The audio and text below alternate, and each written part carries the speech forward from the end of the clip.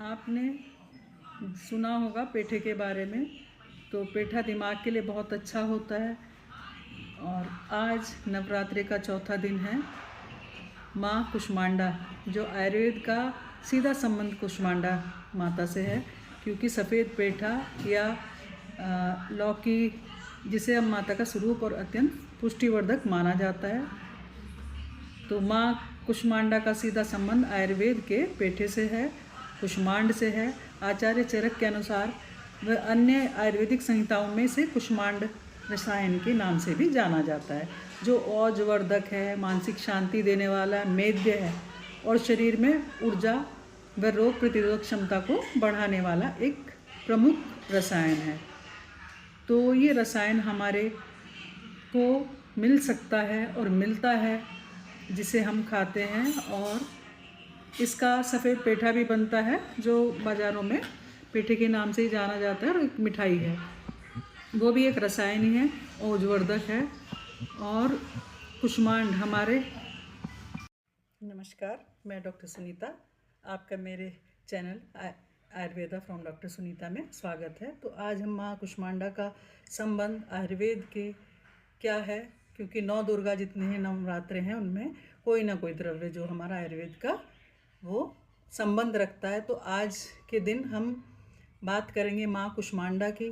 तो आयुर्वेद की संहिताओं में कुष्मांडा रसायन बनाया जाता है, जो कहा जाता है, और जो धातुवर्धक होता है, औजवर्धक होता है, मानसिक शांति देने वाला, मेद्य है, शरीर में ऊर्जा व रोग प्रतिरोधक क्षमता बढ़ाने वाला है। तो माँ कुष्मांडा भी हमें मन में शांति, बुद्धि और सद्बुद्धि देती हैं, मन को शांत रखती हैं, और हमें इस तरह का ज्ञान देती हैं कि हम जो भी औषधि या जो भी कुछ खा रहे हैं वो हमें अच्छे से हमारे शरीर में लगे। तो माँ कुष्मांडा और आयुर्वेद का बहुत गहरा संबंध है। जितने भी माँ के 9 रूप हैं, उनका किसी न किसी द्रव्य से हमारे आयुर्वेद में सहायक होता है। तो हम रसायन जो होता है वो ओजवर्धक होता है, फर्टिलिटी को बढ़ाता है। कुष्मांड हमारे शरीर में ओज, जीवन ऊर्जा जो हमें जिससे मिलती है वो बढ़ाता है, जिससे हमें थकान, कमजोरी, दुर्बलता नहीं होती है और मन शांत रहता है। हमारी मेंटल हेल्थ के लिए बहुत अच्छा है कुष्मांड। ये दिमाग को शांति देता है। दूसरा, ये मानसिक संतुलन बनाए रखता है, और हमारी जो बुद्धि है उसको भी तेज करता है। हमारी स्मृति अच्छी होती है। त्रिदोषों का समन करता है। वात, पित्त, कफ तीनों दोष जो हैं वो बैलेंस रहते हैं हमारे। और जो कुष्मांड है वात और पित्त को बैलेंस करता है। साथ ही साथ हमारी जो एसिडिटी अगर हमें होती है तो उसको भी शांत करता है।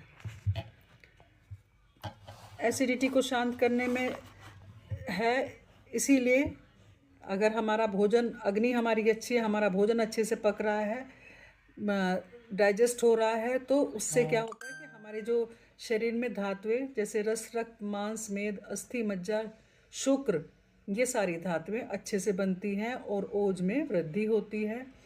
हमारा जो डाइजेशन और श्वसन, रेस्पिरेटरी एंड डाइजेस्टिव सिस्टम भी कुष्मांड से अच्छा रहता है। और जो हमारी जो भी श्वसन की समस्याएं होती हैं वो सब कम होती हैं। पाचन क्रिया में सुधार होता है। तो माँ कुष्मांडा के इस स्वरूप को हम नमन करते हैं, और उसी से हम कुष्मांड को भी हम अपने दैनिक जीवन में ज़रूर प्रयोग करेंगे। और पेठा हमेशा अगर आप घर में रखें और खाने के बाद खाएं तो वो एक रसायन की तरह ही कार्य करता है। और वैसे इसकी सब्जी भी बनाई जाती है। ये एक दिव्य औषधि तो है ही। दूसरा, ये हमें भोजन में भी सहायक होती है। भोजन भी हम इससे खा सकते हैं, बना सकते हैं। कुष्मांड पाक भी बनता है हमारे आयुर्वेद में, और कुष्मांड अवलेह भी बनता है, जो कि सफ़ेद पेठे से बनता है। और जो मेल जो ऑर्गन होते हैं फर्टिलिटी के लिए, उनको अच्छा, उनकी जो क्षमता है, प्रजनन क्षमता को बढ़ाता है, कमजोरी को दूर करता है। उसके लिए विशेष रूप से कुष्मांड अवलेह या कुष्मांड रसायन का प्रयोग किया जाता है और हमारी जो इम्यूनिटी है इसको भी वो बूस्ट करता है। ऊर्जा हमें मिलती है इसको खाने से। और तो आज हमने जाना कि किस तरह से हमें जो नव दुर्गा हैं वो हमें कैसे औषधियों का स्वरूप भी देती हैं। उस समय में हम वो औषध या सब्जी या साग हम खाते हैं तो हमारे जो है मन, बुद्धि, शरीर सबको सुख सुविधा देता है।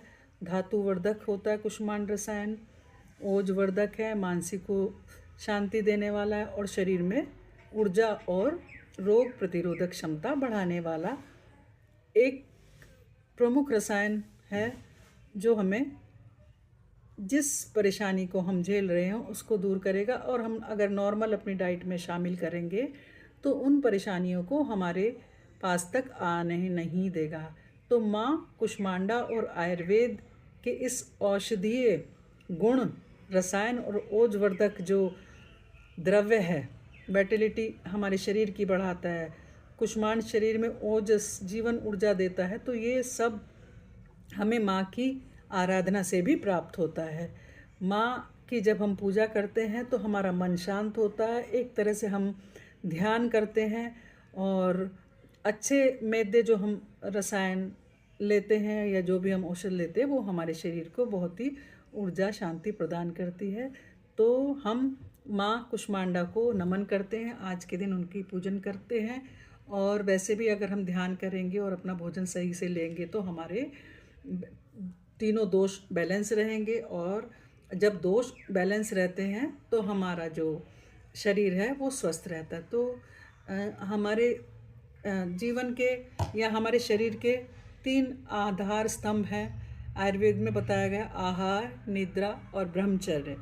तो आहार हम पौष्टिक लेंगे, शुद्ध लेंगे, अपने प्रकृति के अनुसार लेंगे, अपने जहाँ पर रह रहे हैं वहाँ के हिसाब से लेंगे और शरीर के बल के अनुसार से लेंगे, आयु के हिसाब से लेंगे, तो हमारा शरीर सभी रोगों से दूर रहेगा।